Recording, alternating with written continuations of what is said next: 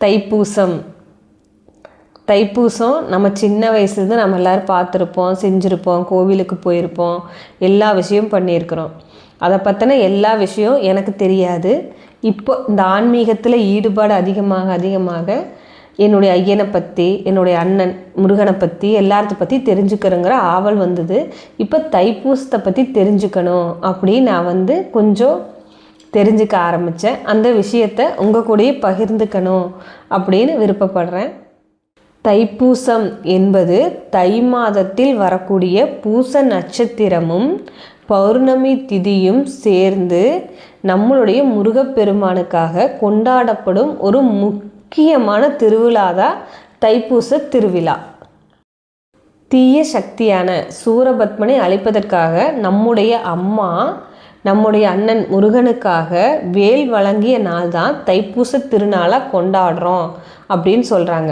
வேல் அப்படிங்கிறது ஒரு ஆயுதம் மட்டும் இல்லைங்க. அம்மா நம்மளுடைய அண்ணனுக்கு என்ன வழங்கியிருக்கிறாங்கன்னா ஆயுதம் மட்டும் வழங்கலை, ஞானம், அருள், அறிவு அனைத்தையும் வழங்கிய நாள் தான் தைப்பூச திருநாளாக நாம் கொண்டாடுறோம் அப்படின்னு சொல்கிறாங்க.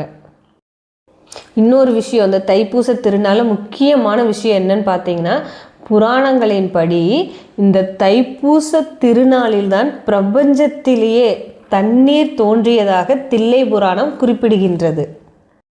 அடுத்து பார்த்திங்கன்னா, பதஞ்சலி வியாக்கிரபாத முனிவர்களுக்காக நம்முடைய ஐயன் சிதம்பரத்தில் தன்னுடைய நடனத்தை தில்லை நடராஜராக ஆடுவித்த நாள் இந்த தைப்பூச திருநாளில் தான் அவங்களுக்கு காட்சி அளித்ததாக சொல்லப்படுகிறது.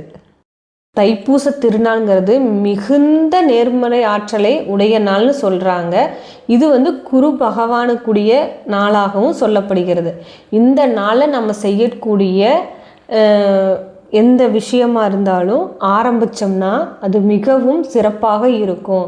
அதாவது ஒரு கற்றுக்கக்கூடிய விஷயமா இருந்தாலும் ஆரம்பிக்கக்கூடிய விஷயமாக இருந்தாலும் தைப்பூச திருநாள், அதாவது இந்நாள் அதிக நேர்மறை ஆற்றல் உடைய நாளாக இருப்பதால் நாம் ஆரம்பிக்கும் அத்துணை காரியங்களும் ஜெயமாகவும் வெற்றியாகவும் இருக்கும் அப்படின்னும் சொல்கிறாங்க.